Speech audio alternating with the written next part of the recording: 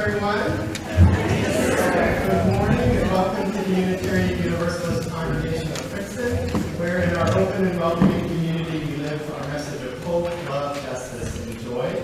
We extend a special welcome to our visitors this morning. We're really happy that you joined us. And if you haven't already, stop by the newcomer table just outside those back doors in Robinson Lounge. Please do so after the service so that we can be sure to get you any information that you'd like about our congregation and the many, many things that we have going on here.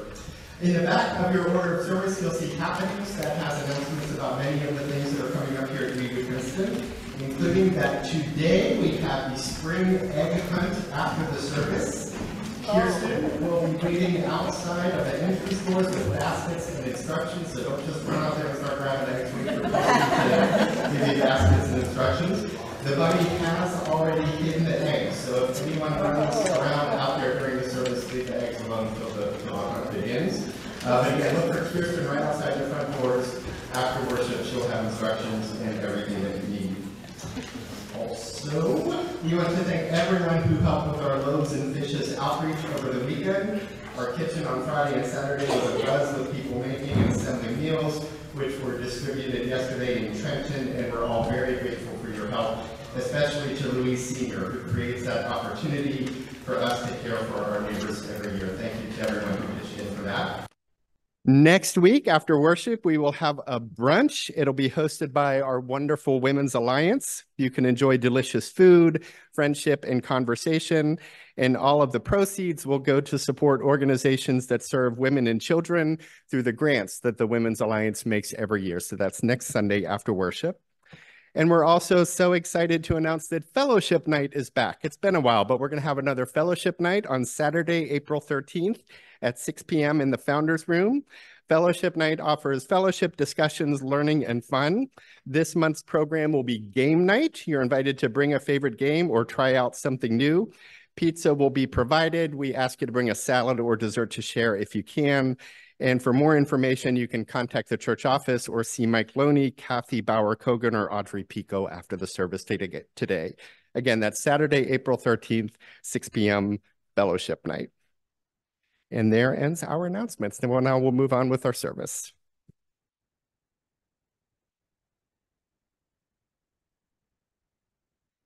He allowed himself to be swayed by his conviction that human beings are not born once and for all on the day their mothers give birth to them, but that life obliges them over and over again to give birth to themselves.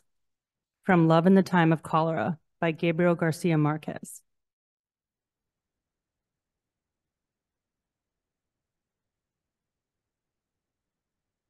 Our meditation this morning comes from the pen of the contemporary writer Brian McLaren.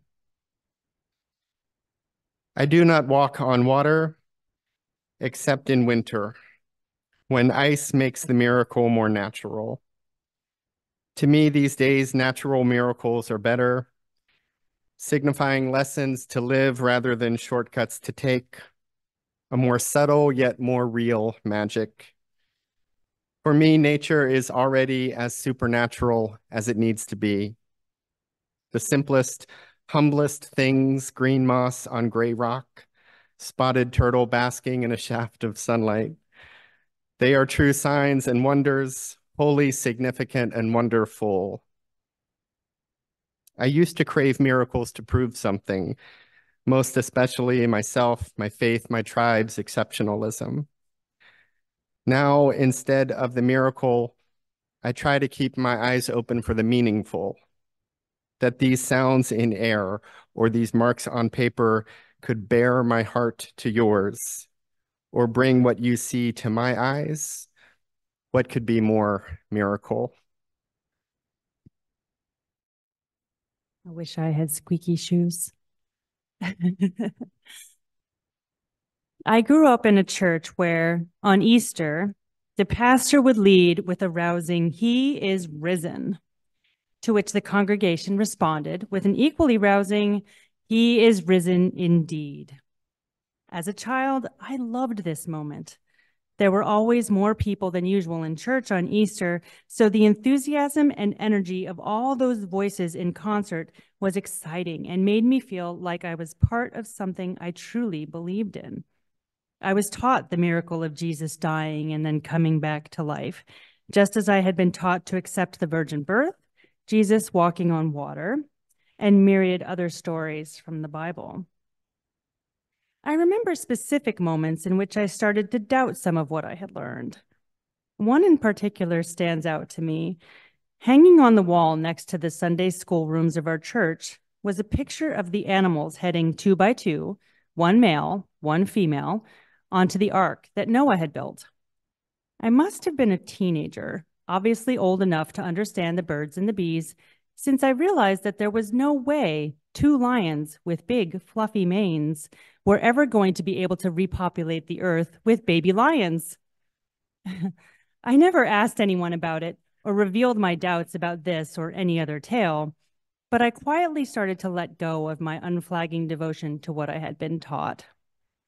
Over the years, I've let go of my belief in the magic of the stories, but not in my belief that there is something to be learned from most of them. My takeaway from the story of Noah's Ark, for instance, far from an Old Testament scholars, I'm sure, is that one shouldn't worry what others think of them when they do something that might seem ill-advised. This has become a particularly important thing to remember in this age of social media. I mean, Noah wouldn't have cared how many likes the pictures of his ark got on Instagram. My interpretation of Easter involves the idea of rebirth, that every day is a new day in which I can let go of what happened yesterday and start all over again. I'm someone who tends to get caught up in worries and anxieties, so this is something that is very important for me to remember. As hard as it is for me to turn my monkey mind off sometimes, I practice mindfulness to keep myself in check. Mindfulness imbues each moment with a sense of importance, the feeling that each and every second has meaning and deserves attention. When I'm being consistent with my practice, it helps to bring everything into perspective. It means I'm able to appreciate in equal parts the warmth of a sunny morning and the cleansing of the air that comes with rain. It means smiling when my daughter laughs and embracing her when she cries.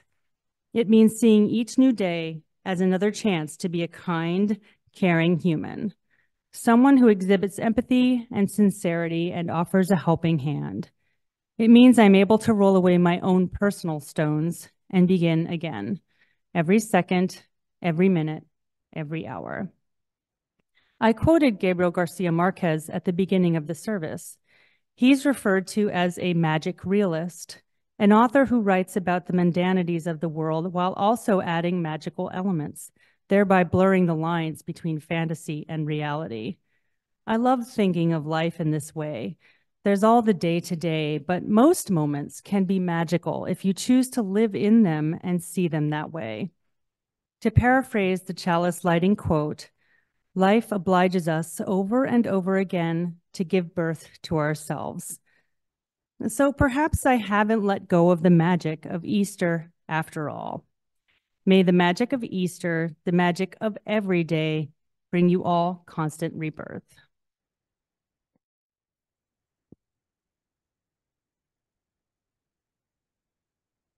I've sometimes wondered how bunnies have survived all these years. These moments often happen early in the morning when I'm trudging through Mercer County Park trying to get a little exercise in peace. On my favorite mornings, the moon glows brightly, the stars twinkle, the air is sweet, and the dawn just starts to rise as I near the exit of the park, painting the sky colors that are never to be perfectly matched again. And often on those mornings and many of the others, as I shuffle and wheeze along the trail, bunnies who are out eating or playing or doing whatever bunnies do in the early morning, maybe exercising like me, will see or hear me coming and hop away, except that they don't hop into the woods, which are just off the trail and where I couldn't get to them even if I wanted to. They just sort of hop a few feet ahead until I near them again, and then they hop a little further and further and further, always staying out of reach, but never that far out of reach. If I were a predator, I think I could get them. I think a real predator in that close proximity to those bunnies could get them, and yet they stay within view and just out of reach rather than hop away into the woods where they'd have more cover. It makes me wonder how they've survived when they seem to be so bad at running away. Perhaps there really are many, many, many bunnies, as the familiar expression about their life cycle infers. Perhaps more adaptively, they are trying to lead me away from their baby bunnies nearby. And for that to happen, I need to chase them. And so they don't want to disappear. They want me to see them and follow them until I'm away from their nests. Or maybe they're not worried about me at all, and maybe it's just a game that they're playing. I'd love that. Or perhaps they are running away, but quickly get distracted and forget what is going on. Perhaps they are running from me, but see a friend and say, "Look, a bunny," and stop before hearing me behind them and then remembering to run. Fortunately for them, I am no predator on those early mornings. They are very safe with me in non-pursuit. I wish them the best and enjoy their cuteness and hope that when predators do mean business, they can be a little more evasive and fleet of foot. I have asked them aloud why they don't just run into the woods. I'll let you know if they ever answer me. But this time of year, they remind me of the major bunny sightings in our lives. In malls, at firehouses, on cards, and in commercials. Easter brings the bunny with the good stuff, the candy, the chocolate, the dye that lingers on the fingers, and the eggs that become art. Though Easter hops around on the calendar, it always brings a sense of spring, a fresh feeling, some sweetness, and reminders of birth and rebirth. It always roots us in an awareness of life abundant even under the cold ground, of life preparing to bud even on the barest of branches, of crocuses rising when it seems way too early, bringing forgotten but quickly remembered splashes of beauty and color to our days. This life never really left. It was just quiet for months, hidden from us, restful and dormant underneath us, but active in preparation to rise anew these very days. This life never left and never stopped, but it kind of feels that way throughout winter.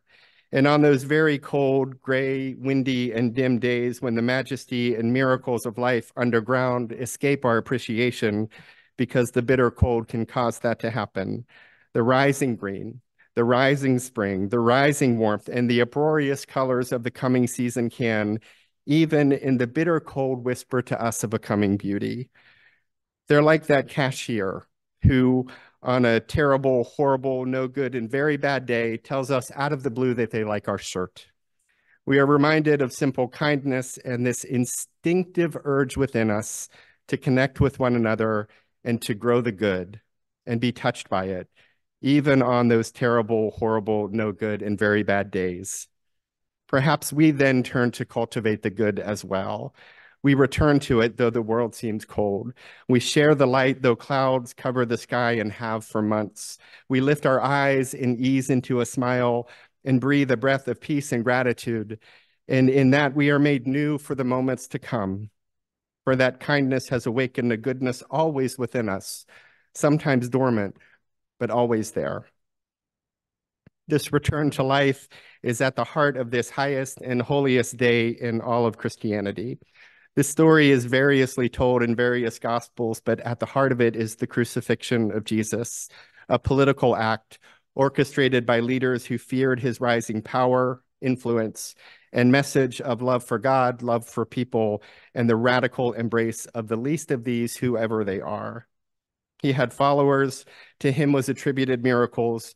He knew the tradition so much that he could teach them, and people were looking to him for instruction and were asking him to claim power. Among the powerful, there was some give and take over who would convict and sentence him. No one seemed eager to do that, but once targeted, his conclusion was assured, especially since he wouldn't disavow his religious messages of love, forgiveness, and compassion. In the story, Maundy Thursday or last Thursday is the day when he had his final supper with the disciples. He makes it clear what is about to happen, and this creates the bread and wine sacrament of the Lord's Supper.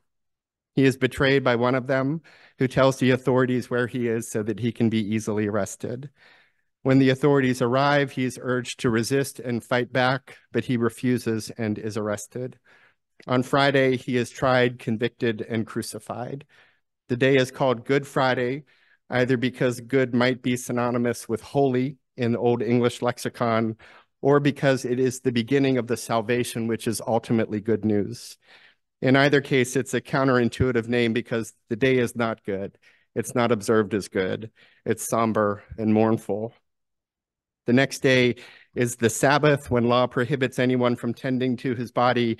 But on Sunday, women attempted to anoint his body in a cave.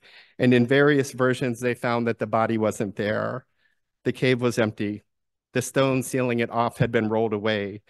He had risen, as had been prophesied, and his instructions to those first preachers of this good news, who were those women at his tomb, they were the first Christian preachers, were to spread his message so that others would receive the same kind of eternal life.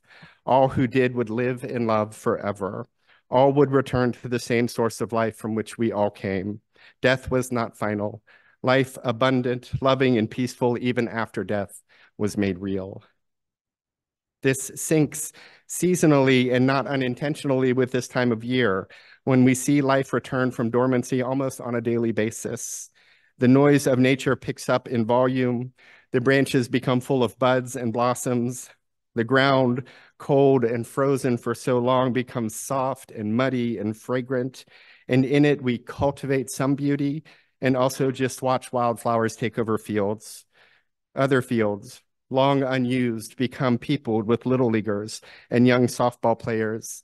The stands hold parents and grandparents, holding jackets tossed off, holding cameras and taking pictures, holding hands and hope, and wishing for one good pitch so their little one gets one good hit and gets one extra base, and holding the knowledge that whether or not that happens, a communion of carrot sticks and apple juice awaits.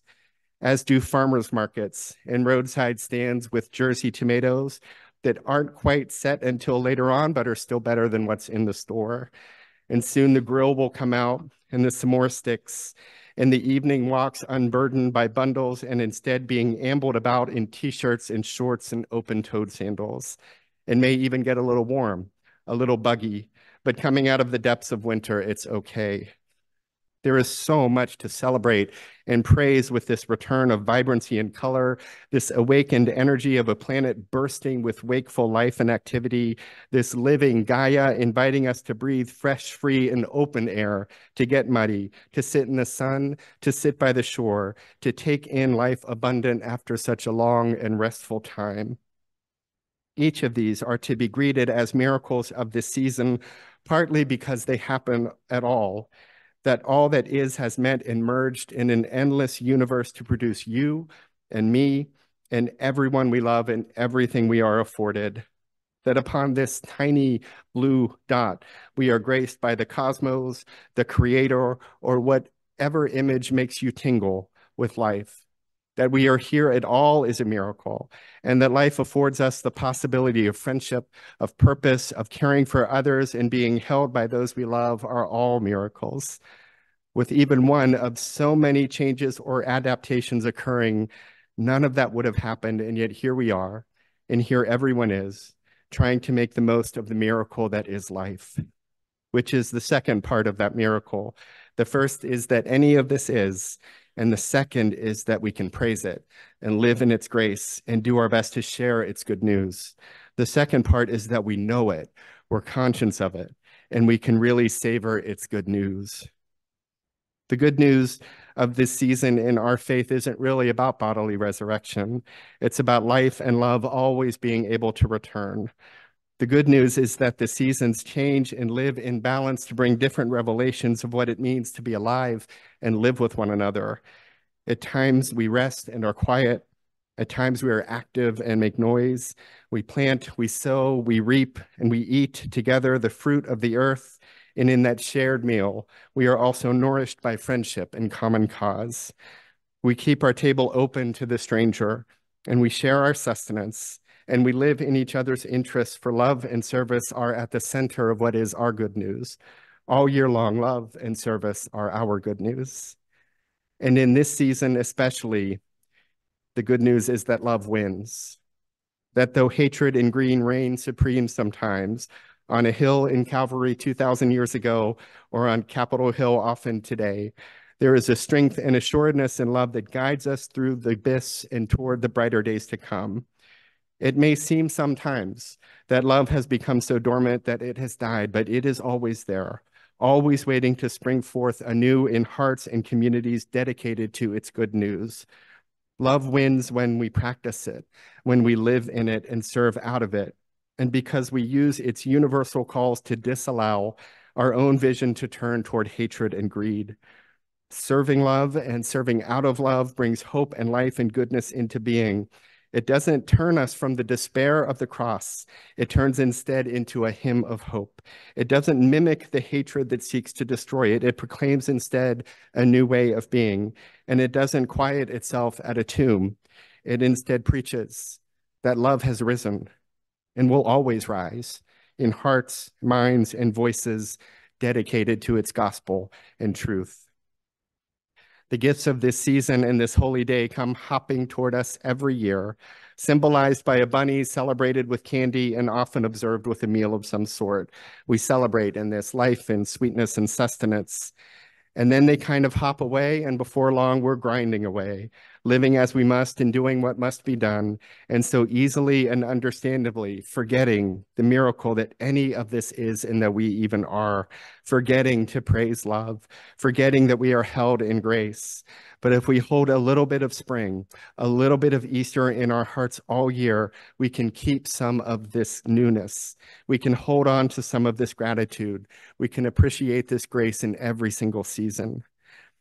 Like the not very evasive bunnies who take my attention in the morning, the miracles of the season can take our attention every day. They can hop ahead of us, lifting our eyes in wonder and reminding us within of how we are one with even their curious, furry, unknown lives. For even we sometimes travel along the same trails. And so do we with one another, travel the same trails, sometimes knowing a bit about our companions, sometimes knowing very little, but always knowing that it is within our power to serve love and one another. It is always within our power to bless one another with kindness and forgiveness and patience. And no matter how difficult or despairing things may be, no matter how bad Friday is, no matter how despairing Saturday becomes, Sunday is always coming. And with it comes life and purpose and the universal call of love, a call that always sounds, that never ever dies, and is ours to follow and proclaim in every season all year long. May we do so this Easter, this spring, and always. Amen. As a reminder, all you little Easter bunnies meet at the... Or don't go running out in that field for the eggs. At the end of our hour, we extinguish our chalice, knowing that its light carries us until we gather again. Go forth grateful for the moments before you, the breath within you, the people among you, and the Spirit guiding you toward lives of love and kindness. And go forth knowing that you are held always and always with everyone else by that great love of no beginning and never ending. Go in peace, and amen.